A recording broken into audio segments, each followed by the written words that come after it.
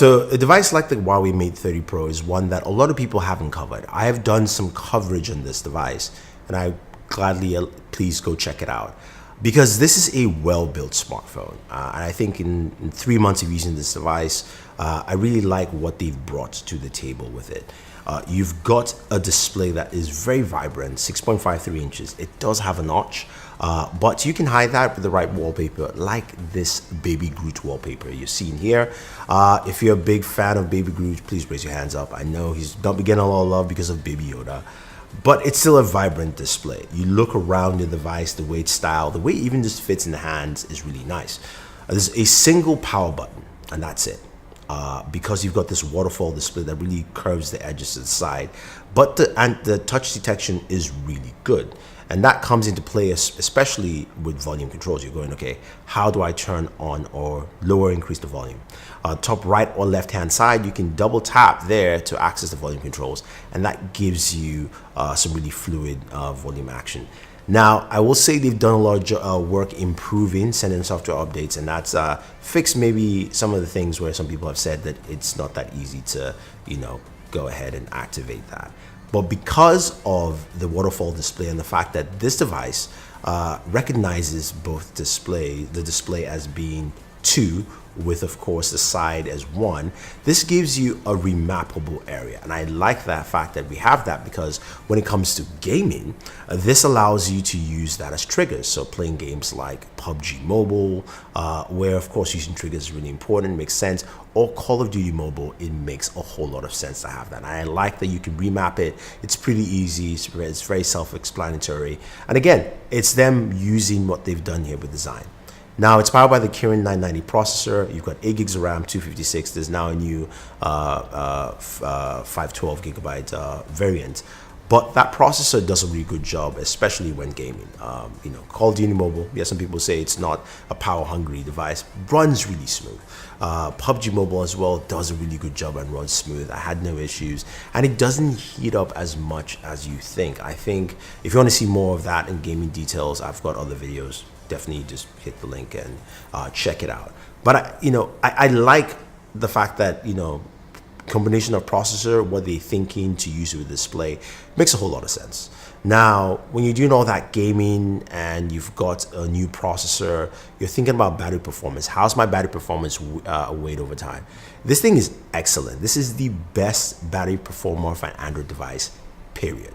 Now, I know the new iPhone 11 Pro Max has probably one of the best. I haven't compared both of them, but I'll say it's on par with that, and it really is good. Standby time is ridiculous. If you have this device, you can go a whole day, full 24 hours, and you will be fine with your performance with this. Whether you're watching content, you're watching video on this display, and video looks really good on this, you will get really great battery life, or even if you're gaming as well. Now, speaking of that battery, Huawei has a couple of options to, of course, recharge the 4500 milliamp battery. You've got a 40-watt charger that takes about an hour and between an hour and 5 hour 10 minutes, which is great, which is really good. I think hour and 3 minutes, which is really good. I did a couple of battery charge tests, which you guys can go ahead and take a look at all of those, and shows you how well this performs. But it also has the fastest wireless charging, at least available now. And when it comes to wireless charging, a 27-watt wireless charger, which charges this device in an hour 30 minutes. That's it. That's how fast it wirelessly charges. That to me is really, really good. It's quite impressive. And even the reverse wireless charging is faster this time around. We did a video comparing that with the Galaxy, and the Galaxy does the Pixel 3 from 0 to 100. It wirelessly charges that in 30 minutes. We get about maybe 7%. While the Mate 30 Pro does 15%. Again, that is quite impressive. I think these are the kind of things that make the hardware really, really good on this device, right? And also you've got really good audio. And just take a quick listen to the sound sample here from the Mate 30 Pro.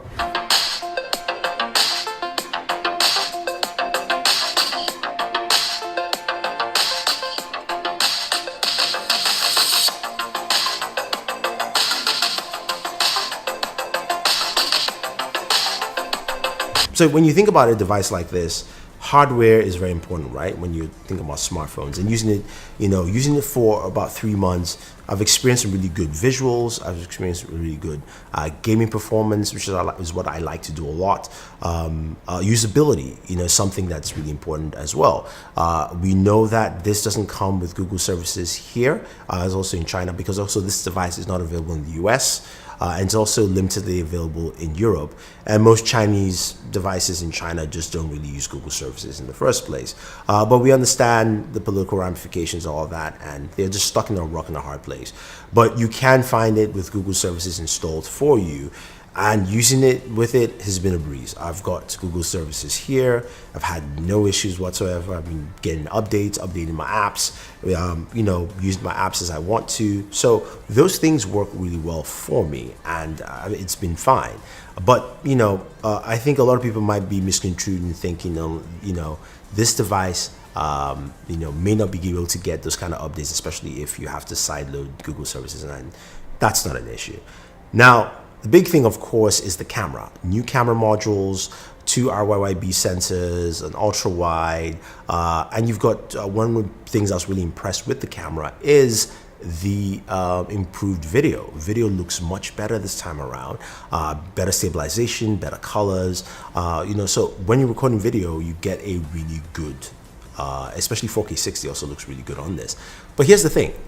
What about photos? Now, I do a camera video with my buddy Man Rancel, and I was supposed to do one on this device separately. I couldn't because I had a lot of technical issues. So we've combined it with this video, and I'm gonna pass that on to Marion so you can see what he talks about with the camera. But before we get there, I've got to say the hardware itself on the Mate 30 Pro is fantastic. I want to see why we continue this. Hopefully software things get fixed, of course, with the Google Play issues, but I like what I'm seeing here. Now let's see how well the camera does in taking photos, because there's a lot of competition here, and then we'll round up this video. I have my buddy here, Marion Sell. Hello. Yes, and we will be covering the Mate 30 Pro camera.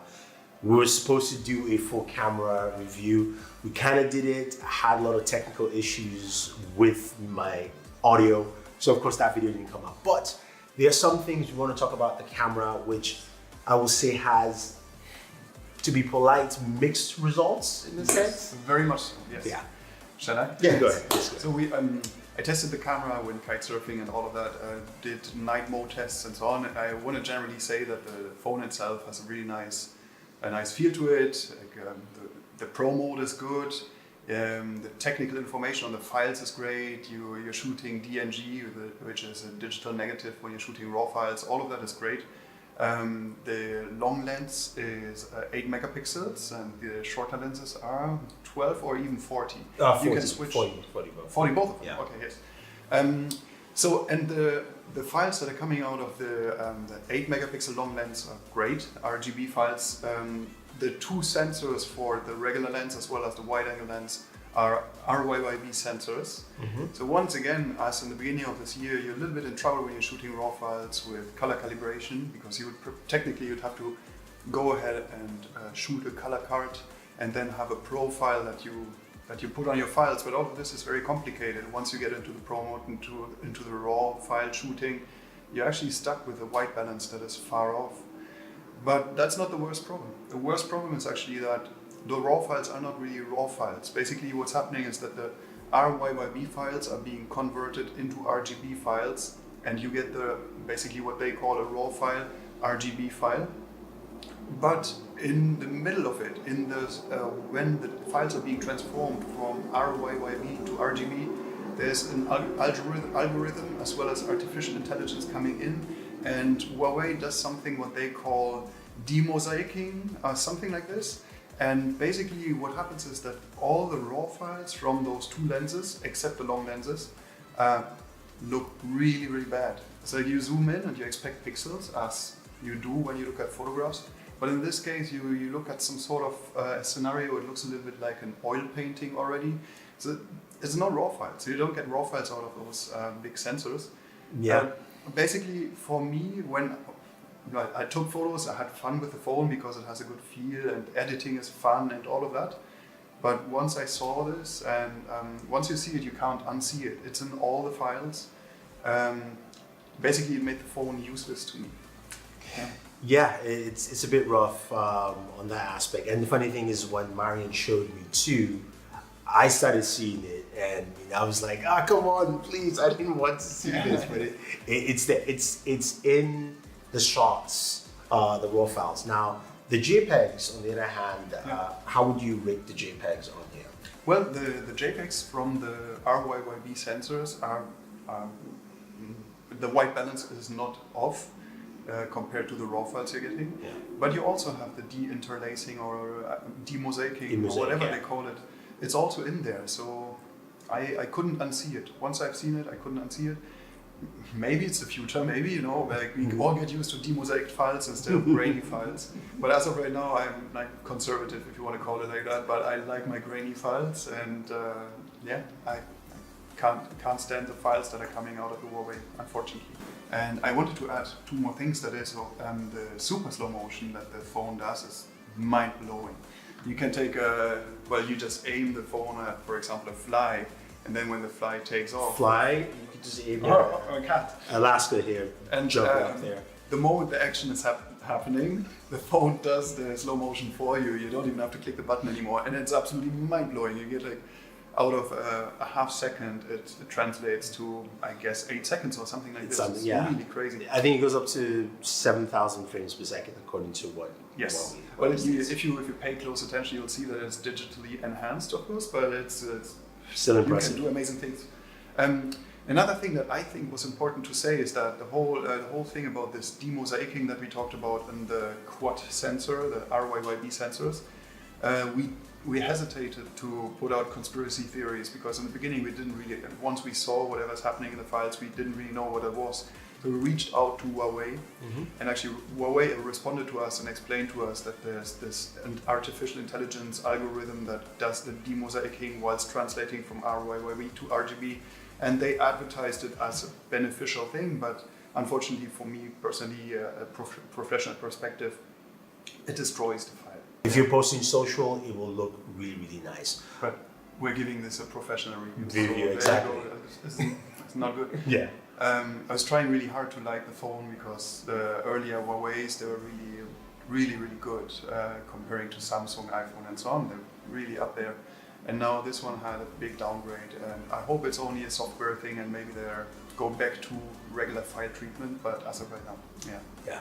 So at least my viewpoint and thoughts here is that, look, it probably is a software thing, as you said, to some degree to fix that because of that conversion from RYYB to RGB, or also, hey, Huawei, maybe go back to RGB sensor at 40 megapixels. You had that with the Mate 20 Pro, and that did a really good job. The same thing, it wasn't on the P20, but it was on the Mate 20 Pro. So till next year, when we will have videos on new devices like the S11, which is supposed to have a 108 megapixel sensor, Huawei's P40 Pro, which should have an awesome camera sensor at least from things I'm hearing, and lots more, which of course Marian will be checking out.